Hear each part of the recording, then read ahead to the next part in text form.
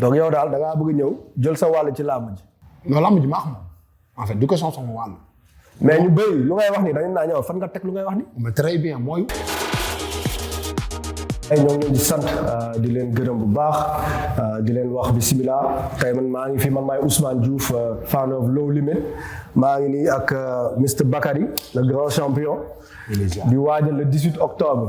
le 18 octobre nag bés bu rëy la mooy combat retour de Bakary contre Amaner donc ñoo ngi nii di accompagner Bakary ci préparation di ko wutal ay sponsor di ko épauler tamit et di def lépp lu ñu war a def pour jàppale ko ci bés bi pour mu am ci ndam.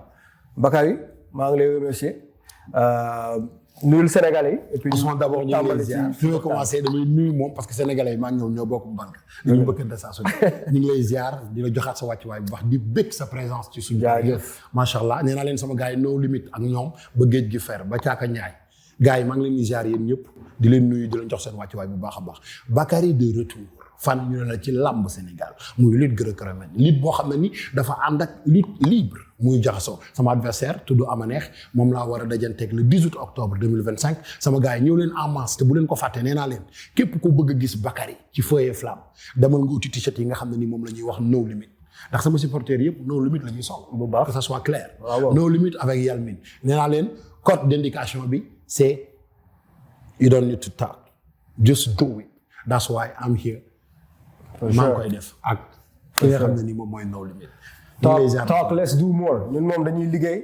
wax bi bëri na Bakary moom wax na ba am combat donc moo ngi nii xam na lu ko war te incha allah ñu gëm ne nekk le 18 octobre dina andi ndam bi naa leen wax dara de gars yi ñoom Tapha Tine ñoom Ama Baldé gars yooyu yëpp Bakary moo ngi ñëw moo ngi seen kaw.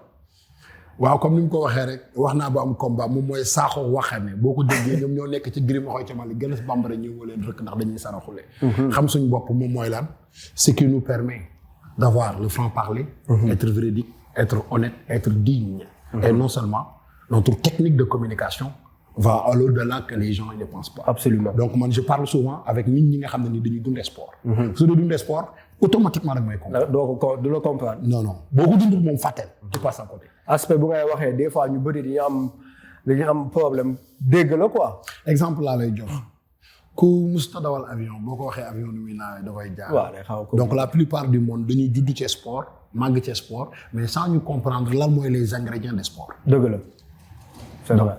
C'est comme quelqu'un qui vit dans la vie mais il est téléspectateur pas l'acteur principal de la vie mais téléspectateur de la vie. Effectivement. Vous voyez donc tout ce qui est autour de lui ça rôde mais ils comprennent pas. Il se pose des questions. Il y a plusieurs points d'interrogation yu muy posé te du comprendre lan moo tax pourquoi pas. Exactement. Donc il va jamais goûter. du mun a comprendre cette bonheur d'intérieur là.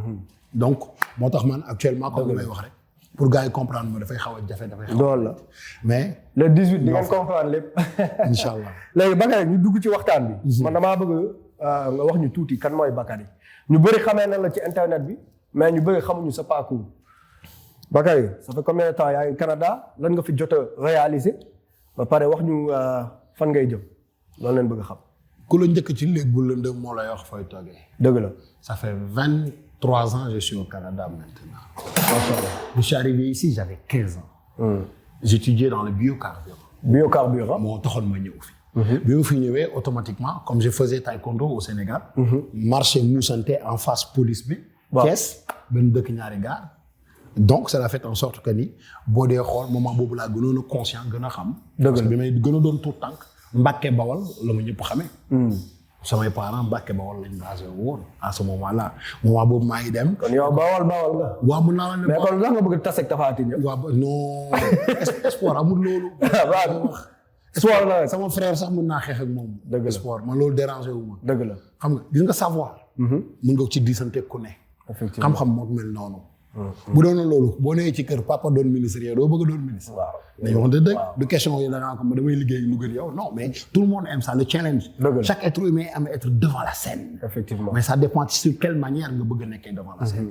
kon jàppal ne doomi Bawal la. doomi Diourbel la. doomi Thiès la et non seulement nag bu ma demee ci samay maam. da ngay xam ne man damaa bokk biir Sénégal damaa laal fépp. macha allah tey bu ñu waxee Thiès dama naan leen Fandène kenn ëppale moo fa dara. parce que dama am nag famille catholique. am famille musulmane. macha allah sama yaay doon waa fi nga xam ne ni moom mooy. Oussouye Malifara. Bignona yow daal hybride nga. moom laay wax nii hybride la. macha allah moo tax noonu laa mel ci réew mi. macha allah donc ñëwal tuuti sa parcours professionnel. parcours combattant fii Canada. Parcours professionnel bi fi ma débuté moom mooy Oka dama lay expliquer. Quand je suis arrivé ici au début, c'était très compliqué. Mais tout le monde le sait maintenant. Il y a des nouveaux arrivants qui sont là. Ils voient que la vie, là, quand tu es au pays, tu entends des affaires, tu te dis, waouh, Canada, tu ramasses l'argent à terre. Non, ça n'a jamais été comme ça.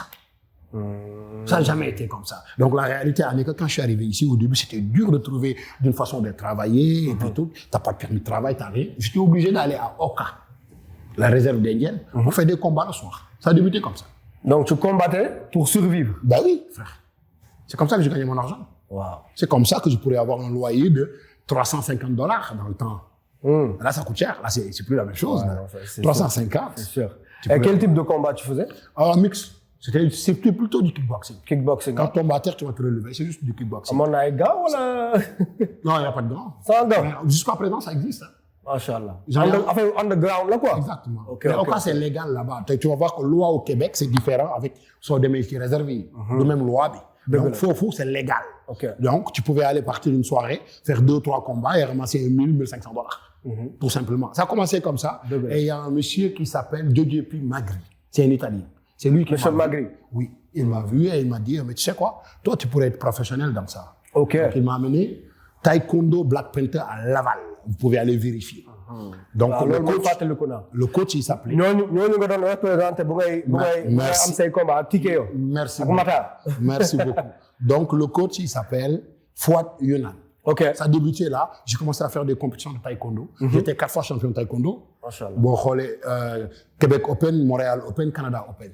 Sans Claude. Tu as participé? Oui, exactement. Donc, j'ai encore tous les diplômes avec moi aussi. Donc, ce qui fait en sorte que ça m'a beaucoup plus poussé de me concentrer dans cette carrière. C'était très compliqué au début, comme je te dis, en termes d'argent, pour faire le c'est compliqué. C'était l'amour, passion, en fait. D'abord, avant de penser quoi que ce soit. Et après, j'ai rencontré Jean-Yves Terrien. Jean-Yves Terrien, c'est un ancien champion de kickboxing. On l'appelait le Iceman. Iceman. Exactement. Darrell Heineken, ancien champion de kickboxing. Dans le gym Fit for Life. C'est eux qui m'ont dit qui je suis, en fait, qui m'ont montré qu'est-ce que ils ont vu ce potentiel. Exactement. Comme que sport de combat, vous pouvez réussir. Exactement. Donc, est-ce que nous avons le TKO? Non. TKO, nous avons TKO de grave. TKO, nous avons fait mon combat. Champion, c'était un combat kickboxing. Mon dernier combat kickboxing parce que je suis invaincu dans le kickboxing. Ah bon? Oui, je suis invaincu dans le kickboxing. Tu peux aller voir. Donc, j'étais à Nouveau-Brunswick. Je fais mon dernier combat. Pareil, automatiquement, Andy. Le gars, il s'appelle Andy. Il m'appelle, il me dit, est-ce que tu serais intéressé de faire du MMA? Mais dans ce temps-là, moi, je fais des arts martiaux à côté. Je fais le Muay Thai, je fais le Jiu-Jitsu. Je suis champion noir, deuxième dan en Jiu-Jitsu. Juste pour te dire, en Aikido, je suis deuxième dan aussi. Donc, moi, je faisais des sports. Mais les Sénégalais, ils savent quoi? Ils ne savent pas. Les Sénégalais, ils attardent sur l'apparence de la personne. Ils ne sont pas vifs. C'est un problème. Donc, pour revenir sur TKO. Même si c'est écrit. TKO, il faut nous voir. Parce que man, c'est la première compétition TKO là qu'on disait. Donc, TKO, c'est une organisation de MMA. Basé ici à Montréal. 2000, si je me trompe bien, 2015? 2014, appartient par Dana White au début. Dana a délégué le TKO à Stéphane Patry. Parce que même UFC Fight Pass, nous avons donné ces combats. Exactement. Donc, man, demain, je vais vous connu au passage. Vous tout de Matar. Matar Lo, moi, propriétaire ou Mantis Art Center. Vous n'êtes Dakar. Donc, champion, vous n'êtes MMA Sénégal actuellement. Vous venez entraîner. Vous venez Blende. Blende, bon, Kaoui. Blende, ouais. Donc, Mata, mon, TKO le nekkoon. Donc, man, en étant son ami, dama doon ñëw 17 ans combat yi. En même temps, foofu laa xamee Bakary Ba parce que Bakary tam foofu la nekkoon. Foofu la amee combat moom tamit. Donc, dama bëgg nga ñëwaat ci sa passage TKO tuuti. Nga wax gars yi lan nga fa jot a réaliser, ñaata combat nga fa am. C'est mon passage TKO. Je vais signer 7 combats. Et j'ai fait 3 combats là-bas. J'ai fait 1 victoire, un no contest. Exactement. Sa adversaire, dañ ko jàppoon ci dopage. Dopage, exactement. ñu def no contest. Moi bi ñuy wax ne défaite la. Waaw. c'est ça. Sinon, la réalité en est que Tico, c'est pas quelque chose qui a été comme, genre, vraiment comme top, là. Ok. C'était bon, oui, Ouais. comme ligue, Ouais. mais comme le président était pas, Ouais, comprendre. il voulait passer sur les gens, là, comme. waaw xam nga Moi, business nag des fois. tu comprends? C'est Et ça. donc, il y a des affaires que moi, j'acceptais pas. Ça veut dire que tu vas pas me faire signer des conneries et tu vas m'utiliser pour rien du tout. tu vois. Absolument. Donc, donc malgré gisoo tout- fa forcément gisoo fa sa bopp quoi. Non. Par la suite, on s'est pris la tête. Moi, je lui ai dit carrément, frère, laisse tomber, là. Moi, je vais pas me battre pour des miettes. Pour être honnête avec toi. donc jaar nga ci kickboxing. jaar nga ci MMA. Ouais. léegi nag tey nga ne da ngay dugg ci làmb ji. Lamb ji yaakaar lu tax loolu. lamb ji yaakaar yàgg naa ci dugg man j'étais dans le team Canada Wrestling. boo xoolee TriStar Gym. waaw. J'ai vu des vidéos. TriStar Georges Saint-Pierre. waaw boo xoolee des vidéos que j'enseigne. Que je donne des cours de lutte gréco, lutte libre. C'est vraiment ça. C'est juste que moi, ça me tentait plus de donner des cours. Et à un moment donné, c'est comme, tu sais, quand tu passes pendant des années, depuis 2013 Ouais. jusqu'à 2020, tu es toujours fermé, donner des cours. Dëgg la. À un moment donné, frère, c'était comme si tu étais dans une prison. Dans la rage. Maintenant, dans ce 2020-là, c'est là où j'ai sorti, j'ai commencé à faire des lives. Qui a commencé à faire des lives TikTok. ndeysaan gars yi commencé xam le Sénégal. Merci beaucoup. Ah. C'est exactement ça. Mais Buzz me connaissait avant. maa ngi koy nuyu de Ibrahima Faye Buzz. Ibrahima Faye borom Buzz. Buzz Pro. borom ñoo ngi ci partenaire yi dañoo waaw koy ñu ngi nuyu ci sax. partenaires yi ñu ngi koy ziar bu baax Eric Fabre tamit ah. ñu ngi leen di ziar bu baax di leen jox seen wàccuwaay. moom yeneen booy ah MK Morkassé ñu ziar aussi groupe consulting. commercial automobile ah ñu ngi koy ziar bu wér moom borom baax la tamit ay boo xam ne ñu ngi may support. di ziar aussi Mame Mbaye teewu fi. mais ñu ngi koy ziar bu baax bu fa dem joor. Mame Mbaye ñoo ngi lay nuyu bu baax. ñu ngi lay ziar bu wér a wér a wér. léegi Bakary. lu tax nga dugg ci làmb ay lan mooy sa objectif ci làmb. dugguma ci làmb dañ maa dugal ci làmb. il faut que ça soit clair. Bakary tu es sûr que yow dugaloo sa bopp ci làmb. déedéet. parce que sénégalais yu bëri loolu ñuy wax de. waaw mais ñoom maanaam ñoom dañuy gént di wax. ama neex moo toog télé laaj ma. kenn musul dégg Bakary laaj kenn ci làmb ça fait 5 ans maa ngi wax. léegi nag laaj boobu ma laaj. na ma wax lan moo tax mu laaj ma. te incha allah le 18 dinañ jàkkaarloo. dina leer incha allah. dama la koy wax. waaw léegi yow kon ama neex mooy sa buntu waaye yow lan mooy say objectif dëgg-dëgg. da nga bëgg roi bi wala da ngaa bëgg nekk mbéyu diaspora bi. ku génn ñëw gis la nga taseeg moom daan ko loolu nga bëgg. dama la koy waxaat léegi mu gën a leer. le roi des arènes. va être au Canada. loolu dina doy waaw de waa ba Canada fii. dama la koy wax. ok non yow daal sa objectif mooy nekk roi des arènes. du objectif je suis déjà le roi. ok. parce que roi bi sax man la fa. boo bëggee dégg dëgg. macha allah. ñoo ngi koy nuyu de passage moo ngi waajal. face à face moom tamit. le 18 octobre incha allah moom sax man la fa.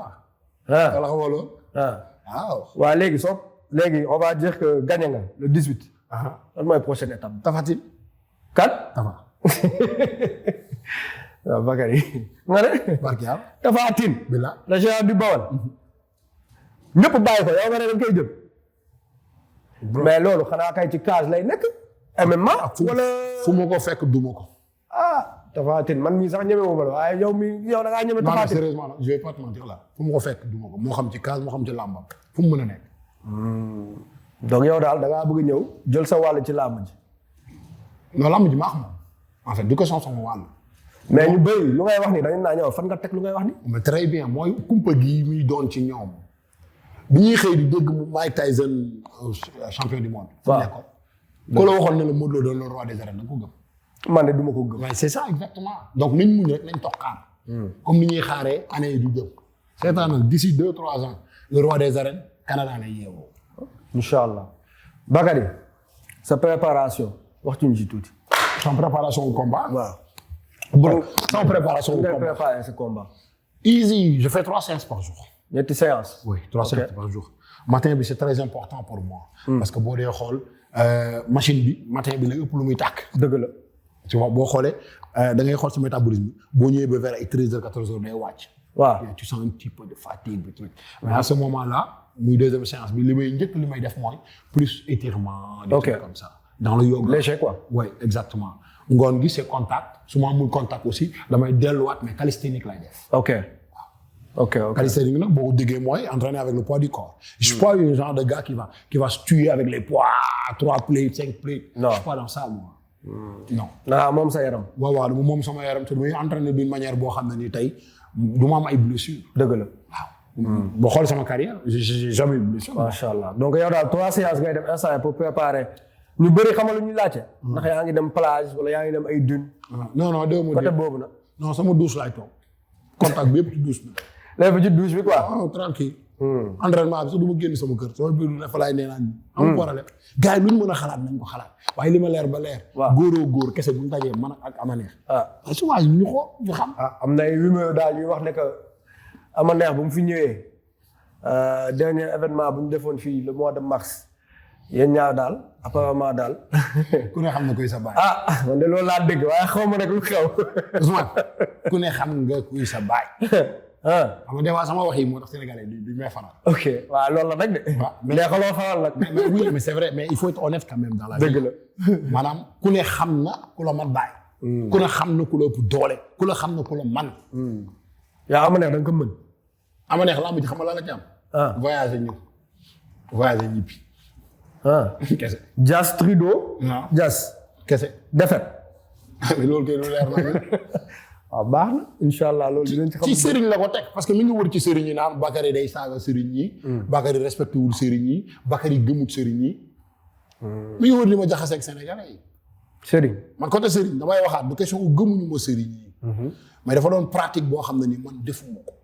non yow gëmoo mystique. du question u gëmuma ko. nee naa la saaxoo laa sant déggoo ma. boo demee Mali dañ ñu fay fekk. fa la dëppee.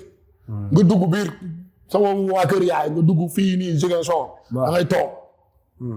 nga dugg biir Fandène da ngay tëdd. kon mystique ku may wax waxi mystique. lu ma jaaxal ama neex lébu la. déggoo la am ay mbokk de. ama neex gënumaa doon lébu. waaw amul tax ama neex gënumaa doon lébu. dama dugg ci lébu yi xam lébu yi. ok. am ay yaay lébu am ay maami lébu. lu leer laa lay wax.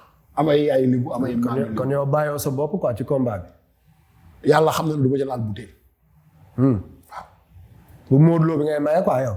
non du question bu Modou Lo bi laay maye sax non c'est juste damay wax rek ne. gis nga sport. waaw. dafa war a doon lu professionnel. dëgg la. bu fekkee ne yaa ngi entraîné def lépp wékk ko ci ay butéel. bu jaratul ngay entraîné. dafa tooy sport. dëgg la. des fois da nga gis làmb am gars yi pare naan non sëñ bi affaire bi nii non mais butéel bi dernier butéel bi da koo jaawale.